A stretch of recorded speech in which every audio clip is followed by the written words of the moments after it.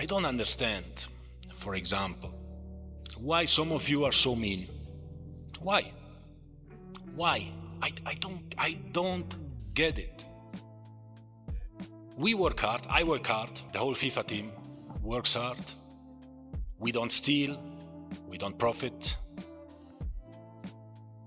Maybe I don't speak so much to the media, but that's how I am. And anyway, it's much better you write about football and not football administrators. That's my philosophy, at least. 4 knockout matches. 4 times Argentina found themselves right on the edge, and 4 times, just when it looked like their tournament was about to end, they somehow stayed alive. Cape Verde pushed them into extra time. Egypt raced into a 2-0 lead. Switzerland, even after spending most of the match with 1 player less, still managed to force extra time. It felt like every challenge only made the pressure even bigger. Then England struck first in the semifinal, putting Argentina under even more pressure. Yet once again, the defending champions found a way through. Sometimes it was the brilliance of one of the world's greatest players. Other times, depending on who you ask, people pointed straight at the officials with the whistle. That's the debate that started following Argentina everywhere during this tournament. The claims weren't just that Argentina got lucky. Many began saying they were getting key decisions at the biggest moments. By the time they reached the final, the focus had shifted away from their football and onto every controversial call. Every VAR review, every tight decision, every 50-50 moment that seemed to go in their favor became another reason for fans to argue. Some believed it was simply good fortune, while others insisted there was much more to it. So let's break everything down one incident at a time and separate the facts from the emotions. Which moments genuinely deserve questions? Which ones have been blown out of proportion? And where did the conversation spiral into claims that simply don't hold up? There are serious talking points worth examining, but there are also rumors that distract from the real discussion. To understand how this all exploded, we have to go back to the night that sparked the entire controversy. Atlanta, the round of 16, Egypt versus Argentina. Egypt came into the round of 16 as huge underdogs, but they shocked everyone by taking a 2-0 lead. With just 11 minutes left, the Pharaohs were on the verge of one of the biggest wins in their football history. Then everything changed, and 2 major refereeing decisions became the center of attention. The first flashpoint came when Mostafa Zazo thought he had scored, only for the goal to be ruled out after a VAR review. The referee was sent to the monitor because Marwan Ataya was judged to have pulled and stepped on Lisandro Martinez during the buildup, even though the incident happened well before the attack reached the goal. The goal was wiped away, and the debate exploded almost immediately. Then came an even bigger controversy. Deep into stoppage time, with the score locked at 2-2, Egypt appealed loudly for a penalty after Mohamed Salah appeared to make contact with Alexis McAllister inside the box. There were claims of foot contact and even a possible shirt pull, but the referee allowed play to continue. VAR also chose not to step in. Just moments later, Argentina charged up the other end, and Enzo Fernandez headed home the winning goal. Final score, 3-2, and Egypt's incredible run was over. That sequence of events sparked a huge wave of debate because many people questioned whether the decisions were being applied consistently. During the broadcast, former England goalkeeper Rob Green highlighted that the foul leading to Egypt's disallowed goal happened a long way from the actual scoring chance. He echoed a question many viewers were already asking, saying, "That is not what VAR was invented for." After Argentina survived, he added, "What a let-off for Argentina." BBC refereeing analyst Dale Johnson also pointed to what he believed was the key issue: consistency. He argued, you cannot referee a whole tournament with a light touch, waving away minor contact all day. Yes, I spoke to Messi last night after the match. I mean, I congratulated him, obviously, and it's just incredible, and it's has been a great emotion for me as FIFA president to hand over the World Cup, the most iconic trophy in the world, to such an incredible, outstanding player as Leo Messi is. And then reach back and rule out a goal for a tiny hold in the build-up. Those comments only added more fuel to an already heated debate surrounding the match. Alan Shearer summed up the entire debate with one sentence that people kept repeating: either both are fouls or neither is. That became the heart of the argument. It wasn't about expecting VAR to be flawless every single time. It was about whether the same standard was being applied to both teams. For many watching that night, it simply didn't feel that way. Egypt's camp didn't hide its frustration, and the emotions after the final whistle were impossible to miss. Head coach Hassam Hassan rejected the idea that it was just bad luck, saying, "We have suffered injustice." He also claimed the cup is directed towards Argentina, arguing that his team had not been shown enough respect or fair play. In the heat of the moment, he even said he would not watch another minute of the tournament as his own form of protest. Whether people agreed with him or not, his comments quickly became one of the biggest talking points after the match. The emotion spread beyond the press conference.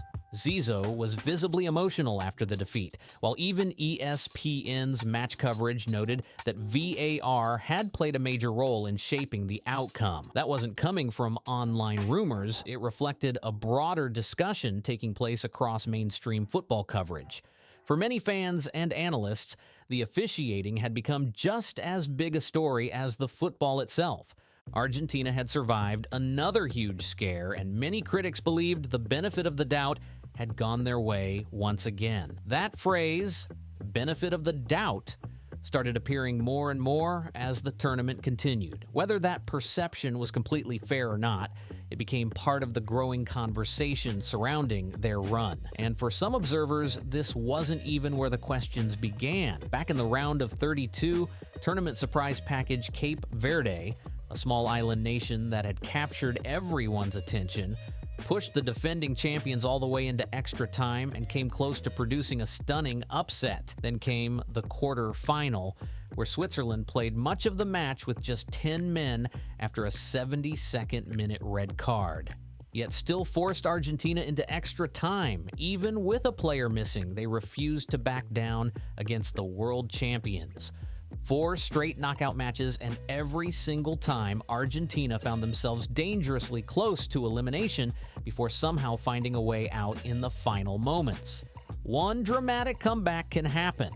2 shows resilience, but after 4 escapes in a row, with several key refereeing decisions becoming major talking points, many fans began asking tougher questions. Fair or unfair, that's how the narrative started to grow. Then came the semifinal against England, and instead of calming down, the debate became even louder. Argentina committed 12 fouls in the first half alone, but received just 1 yellow card.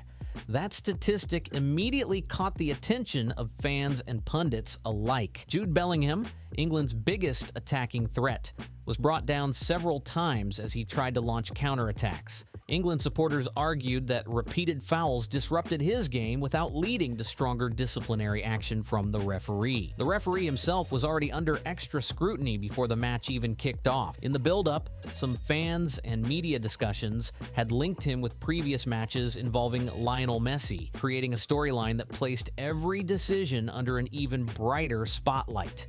Once the game began, every whistle, every challenge, and every booking was examined from every angle, making an already tense match even more controversial. Then came the moment that summed up England's frustration. After the final whistle, referee camera footage circulated, showing Jude Bellingham shaking the official's hand before delivering a brief comment that reflected his disappointment with the decisions made during the match. Just moments after seeing England's World Cup dream come to an end, one of the first things on his mind was the officiating. Whether people agreed with his reaction or not, the clip quickly spread across social media. I also thanked him for all the emotions he is giving to everyone who loves football. I think that yesterday billions of people in the world were so happy for Leo Messi and for football that he won. And gods of football. And added another chapter to the growing debate surrounding Argentina's tournament run. To Jude Bellingham's credit, he never tried to turn the situation into a conspiracy. When he was later asked about his tense exchange with Lionel Messi during the match, he brushed it aside, explaining that they were simply arguing over a foul and that it wasn't anything serious. He even said it was a privilege to share the pitch with Messi. Even so, the wider discussion around the officiating refused to fade away. What stood out to many people was how similar the complaints sounded to the ones Egypt had made just days earlier. Different opponent, different stage, but many fans felt they were hearing the same concerns again. The debate centered on the close calls, the 50-50 decisions, and whether the biggest moments consistently seemed to favor Argentina. That comparison quickly became one of the biggest talking points surrounding the tournament. For many neutral fans, the England match changed how they viewed the earlier controversy. After watching Argentina commit 12 first-half fouls while receiving only one yellow card, and seeing Bellingham repeatedly stopped during attacking moves, some viewers began revisiting Egypt's complaints with fresh eyes. Earlier criticism that had been dismissed by some as frustration after defeat was suddenly being discussed much more seriously once a major football nation raised similar concerns. That doesn't automatically prove anything, but it does explain why the conversation kept growing. When enough close decisions appear to favor the same team, many supporters naturally begin looking for patterns. Whether those patterns are real or simply the result of perception, that became the driving force behind the entire controversy. Not one single decision, but a series of tight moments that many believed leaned in the same direction. With every new debate, the spotlight grew even brighter. Now it's time to zoom out and look at Argentina's full path through the tournament. Before the semifinal against England, many people pointed out that Argentina's path through the tournament had avoided several of the world's highest-ranked teams. Their group stage was seen as manageable, and their early knockout opponents included tournament surprise Cape Verde and a Switzerland side that played much of its quarterfinal with 10 men. Critics argued that the road had been kinder than expected, and that discussion quickly gained momentum. Then Argentina beat fourth-ranked England, and that result answered some of those criticisms. It showed they could overcome one of the strongest teams left in the competition. Even so, by that stage, the wider narrative had already taken hold. Once fans settle on a particular view, every new moment is often seen through that same lens, making the debate even harder to separate from the football itself. As the arguments spread online, memes and social media posts started pouring in. Lionel Messi was once again jokingly labeled FIFA's princess, a nickname that had circulated since 2022 but became much more visible during this tournament. AI-generated images showed Messi dressed like royalty or standing alongside FIFA President Gianni Infantino, with some posts attracting hundreds of thousands of likes. One widely shared post even claimed that Infantino had successfully taken out all of Messi's competition, collecting more than 1 million views as the discussion intensified. The online speculation didn't stop there. During one event, Infantino described FIFA as the official happiness provider to humanity, and Donald Trump jokingly replied, "Unless your team loses." Despite the lighthearted exchange, some social media users treated the moment as if it supported their existing beliefs. Once people become convinced that something is happening behind the scenes, even ordinary moments can be interpreted as evidence, whether they actually are or not. The officiating debate also remained under the spotlight. Before the England semifinal even kicked off, the appointed referee had already been described by some fans and media discussions as Messi's favorite official. Fair or unfair, that reputation meant every close decision was always going to face intense scrutiny, adding even more pressure to an already controversial tournament. Throughout the tournament, FIFA's refereeing decisions and referee appointments faced heavy scrutiny almost every round. The organization consistently defended its officials, saying they could not be influenced and standing by the decision-making process. But for many fans, those explanations didn't fully answer the growing questions, especially after several high-profile matches kept sparking fresh debate. As FIFA continued insisting that everything had been handled correctly, some critics argued that the organization wasn't doing enough. I'm sorry, guys. I know everyone would like for this to fit the worldview that there's a conspiracy against small teams like Egypt and Austria in favor of big teams like Messi and Argentina, but that's just not the case here. Salah is dribbling towards goal. It takes a little bit of a loose touch.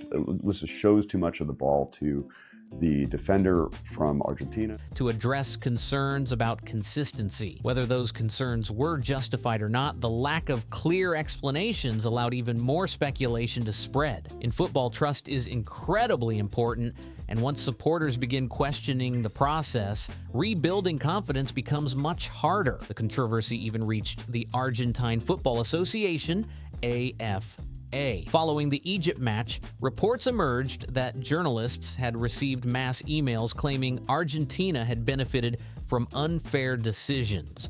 The AFA later said the messages may have been sent after its systems were compromised and distanced itself from the claims. After the final, the Federation also found itself responding to a fresh wave of online conspiracy theories surrounding the team's tournament run. That situation highlighted just how intense the public debate had become. Imagine winning the biggest prize in football while still facing constant questions about how you got there. Regardless of whether those accusations were supported by evidence, they created an atmosphere where every result, every decision, and every close call became another reason for people to argue. When confidence in officiating starts to fade, the conversation can quickly shift away from the football itself and become dominated by doubt. But this is also where it's important to draw a clear line. Debating refereeing decisions is part of football, and questioning consistency is fair. However, not every claim that spreads online is supported by evidence. And as this story continued, the discussion began moving into far more extreme territory. As the tournament went on, parts of the online debate became much darker, and it's important not to ignore that. Alongside the genuine discussions about VAR, refereeing consistency, and close decisions, harmful conspiracy theories also began spreading after the Egypt match. Instead of focusing on football, some people pushed hateful claims targeting groups of people with accusations that had no factual basis. Things escalated so far that false information was reportedly added to the referee's Wikipedia page in an apparent attempt to support those claims. That wasn't evidence. It was misinformation. It's important to be absolutely clear about this. Those conspiracy theories were baseless, discriminatory, and had no place in any serious discussion about football or officiating. They only distracted from the real issues being debated. There's a big difference between questioning decisions on the pitch and promoting harmful conspiracy theories. Fans have every right to debate refereeing, discuss VAR, or criticize FIFA's handling of matches. Those conversations are a normal part of football, especially after controversial games. But once the discussion shifts into attacking entire groups of people without evidence, it stops being about football altogether and becomes something completely different. That's why it's worth keeping the focus where it belongs. The real questions are about consistency, transparency, and accountability in officiating. Those are legitimate topics that deserve careful discussion. Anyone trying to twist those debates into hateful or baseless claims isn't helping fans understand what happened. They're only spreading misinformation and taking attention away from the football itself. That's the line that should never be crossed. With those harmful conspiracy theories completely set aside, it's only fair to look at the football itself, because the full story has more than one side. Focusing only on the controversial moments would leave out a huge part of what actually happened. The reality is that Argentina were an outstanding team throughout the tournament, and many of their biggest victories were earned through quality on the pitch, not just the decisions that sparked debate. Take the comeback against Egypt. While the refereeing dominated the headlines afterwards, Argentina also showed why they are so dangerous in the closing stages of matches. Messi's pinpoint deliveries created huge problems, and this squad repeatedly found ways to score after the 75th minute. Their ability to stay calm under pressure and punish tired opponents became one of their biggest strengths throughout the competition. The semifinal against England tells a similar story when you look beyond the controversy. Tactically, Argentina made key adjustments that completely changed the match. They rotated their attacking players, overloaded the wide areas, and timed their forward runs brilliantly against England's defensive shape. Messi then provided assists for both goals during a spell where Argentina took control of possession. That wasn't about a referee's whistle. It was about a top-class team finding solutions at the biggest moment. The tactical details make that even clearer. For around an hour, England's game plan worked extremely well.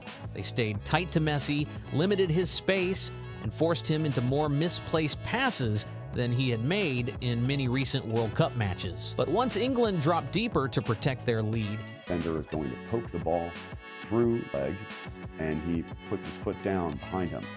Salah's inertia, momentum, takes him forward, and he is going to trip over the Argentinian player. That's right, Argentinian player is not initiating contact.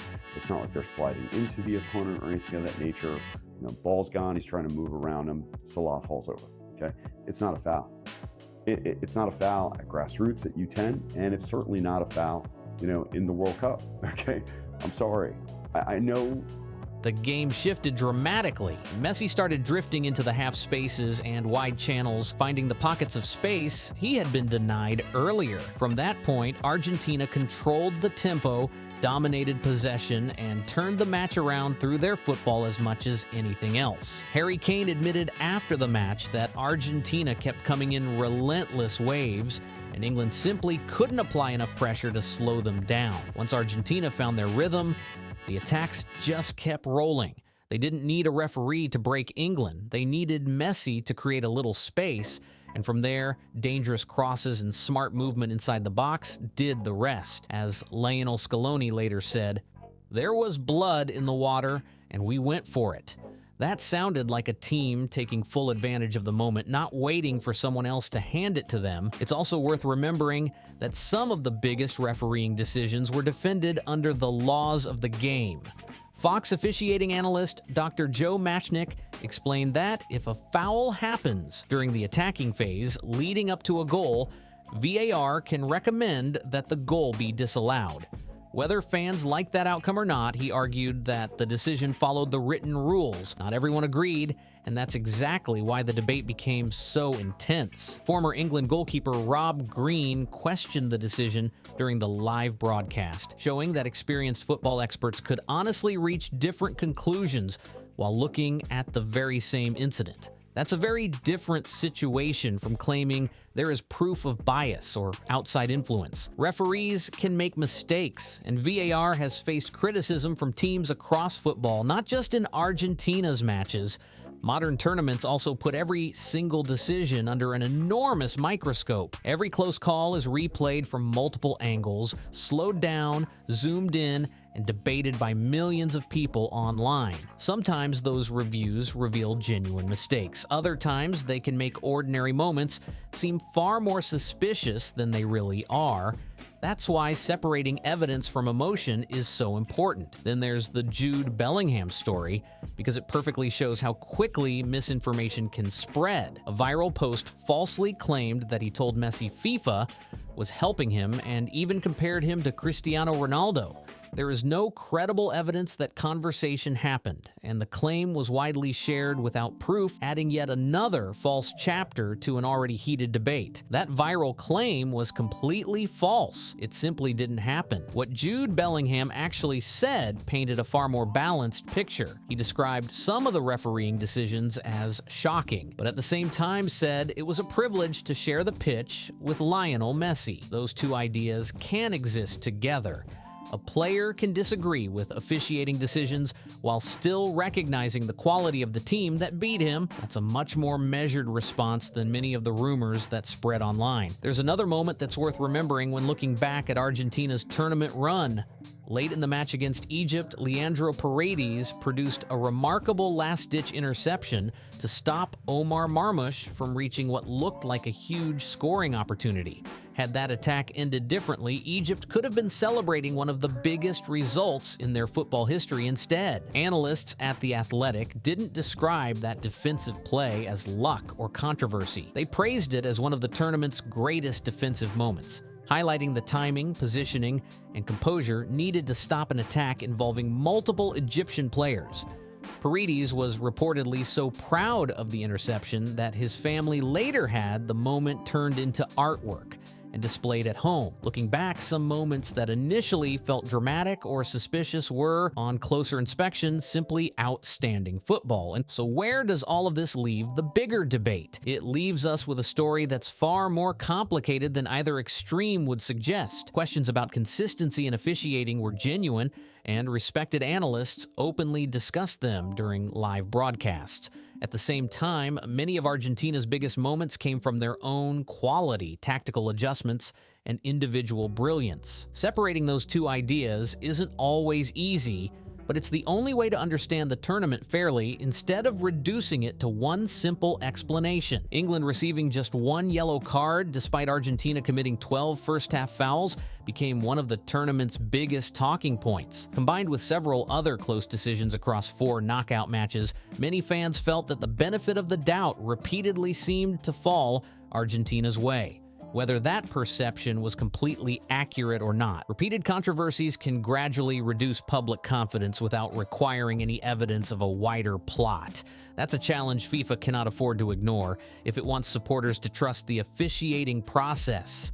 At the same time, a loss of confidence is not the same as proof that a tournament was predetermined. Argentina were an exceptional team with one of the greatest players in football history leading the way. They repeatedly found solutions late in matches because of their quality, tactical discipline, and ability to stay calm under pressure. Those strengths existed regardless of the debate surrounding individual refereeing decisions. Both ideas can be true at the same time. The unfortunate part is that the most important discussions often became buried beneath online arguments. Serious questions about VAR, officiating consistency, and why certain close decisions seem to favor one side deserved thoughtful debate. Instead, much of that conversation was overwhelmed by memes, viral rumors, and exaggerated claims that distracted from the real issues people were trying to examine. That may have had an unintended consequence. When extreme or hateful claims become mixed together with legitimate criticism, it becomes much easier to dismiss the entire conversation instead of addressing the genuine concerns. The result is that important questions about transparency, consistency, and accountability remain unanswered. Long after the final whistle, the celebrations, and the confetti were over, those debates were still hanging over the tournament, and they continue to spark discussion among football fans today. So now it's over to you. When you strip away the rumors, the memes, and all the online arguments, what do you really think? Were Argentina genuinely on the right side of too many big decisions? Or was this simply a great team finding ways to win the tightest matches when it mattered most? It's a debate with strong arguments on both sides, and that's exactly why it still gets people talking today. Drop your opinion in the comments below because I genuinely want to hear your take, and I'll be reading the best, most thoughtful responses. If you enjoyed this breakdown, don't forget to like the video, subscribe to the channel, and share it with other football fans so they can join the discussion too. And if you want the complete tournament breakdown, make sure you're subscribed because that's coming up next. Thanks for watching, and I'll see you in the next one.